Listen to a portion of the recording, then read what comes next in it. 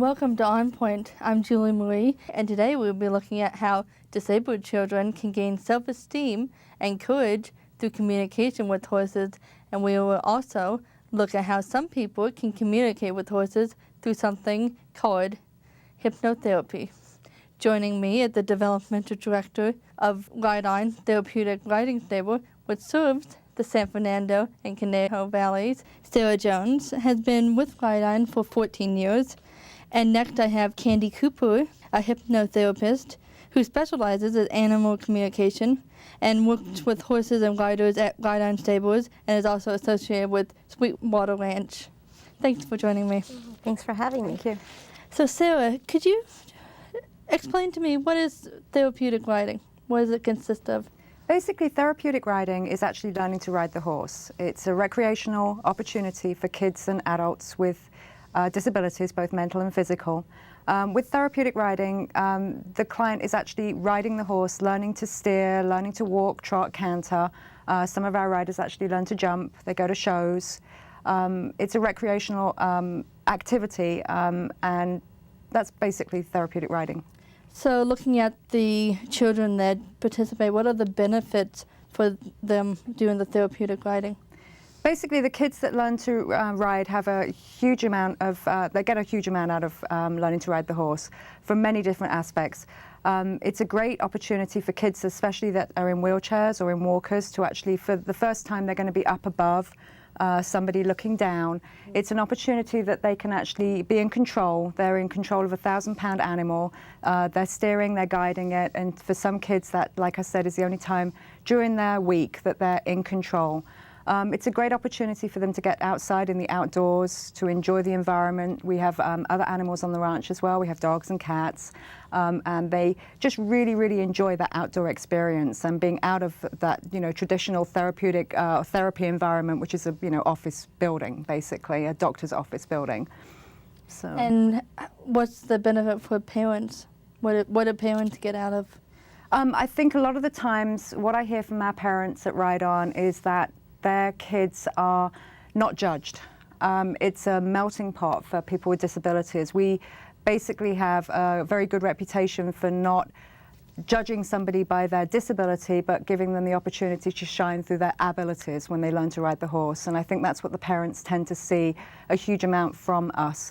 Especially one parent last summer, we encouraged her daughter to participate in summer camp. Something that she didn't think her daughter could do, and she was just blown away and in tears when she came to pick up her kid, because she was a normal camper and she was just being a part of life and enjoying what everybody else's kids get to enjoy on a regular basis, and that's what I see. So what about the staff? Is it I know that it's a nonprofit organization, so is it all volunteers or are there some paid, and what are their benefits? We do have paid staff. We have, most of our staff are basically our instructors. Our instructors are all registered through the national program, which is the North American Riding for the Handicapped Association. So they go through a certain testing to become qualified to teach individuals with disabilities. They're all very good horse people, first of all. And then we also have our development staff, which is, in fact, I'll just correct you, Brian McQueenie is our executive director and I'm the development director, so it's okay. So we have staff on to basically raise the funds to keep our program going. We do charge for our lessons, but basically every lesson that we give, we charge about $45 for the lesson, but it's costing us twice that amount to put that lesson on. So we have to raise the funds to make up the difference. So we have a couple of staff to raise the funds. Now, basically, the program cannot run without our volunteers, and we have hundreds and hundreds of volunteers that help us at both facilities every week. We can use up to 3 volunteers per rider sometimes, one leading the horse, and sidewalkers to help kids with poor balance or that need attention, or help paying attention to the instructor. So yeah, we have a huge amount of volunteers that help us with the program, and then a small number of staff. Now I want to turn our attention to what Candy does for a second. Now you kind of work with Ride On as far as the people that board the horses, but not really. So could you explain what this communication with the animals is all about? Sure. Well, I am your friendly neighborhood animal communicator. You've got a problem? Call me. I work with all types of animals from A to Z, but horses primarily take up about 80% of my clientele. So I'm called for all kinds of different issues, behavioral issues. I work with horses at the racetrack, to, you know, your friendly backyard horse where the owner is concerned why the horse isn't eating and the vet can't figure out what's wrong. Sometimes it's an emotional issue and not, you know, a physical problem with the animal. And what I do in connection with Ride On is I have a lot of clients that I work with that board there, and then I also do donate my services to Ride On for their therapy horses. So a trainer calls me up and says, you know, Snickers is acting up this week, tried to buck one of the kids off, we got a problem.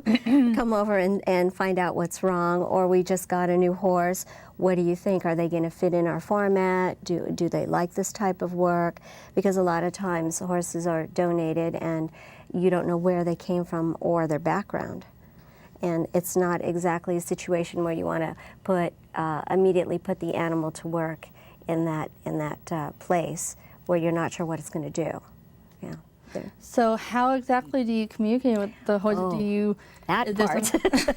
Yeah, that part. It's telepathic. It comes to me. You've heard of the sixth sense.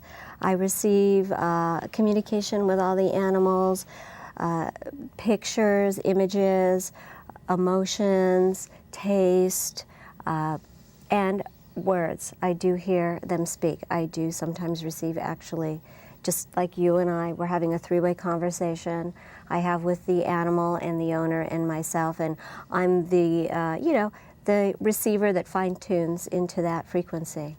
So it's pretty wild. It's pretty wild stuff. So how did you become a hypnotherapist for horses?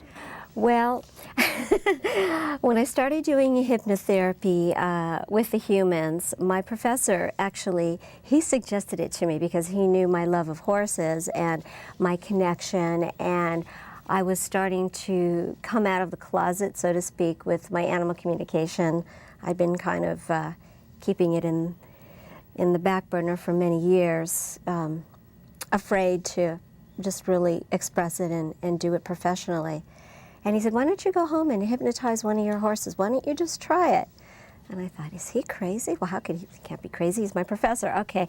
And I tried it, and sure enough, it was very easy. So it's all part of kind of what I do when I connect with the animal. It's the same kind of thing with the human, quieting your conscious mind down and opening up those other frequencies for, you know, to receive and to transmit both ways. And the animals are always willing and ready to do that. So it's very easy for me, very easy in that way. So that's how I got started doing it with the horses. Wow. Yeah. That's pretty cool. Yeah, it was pretty crazy.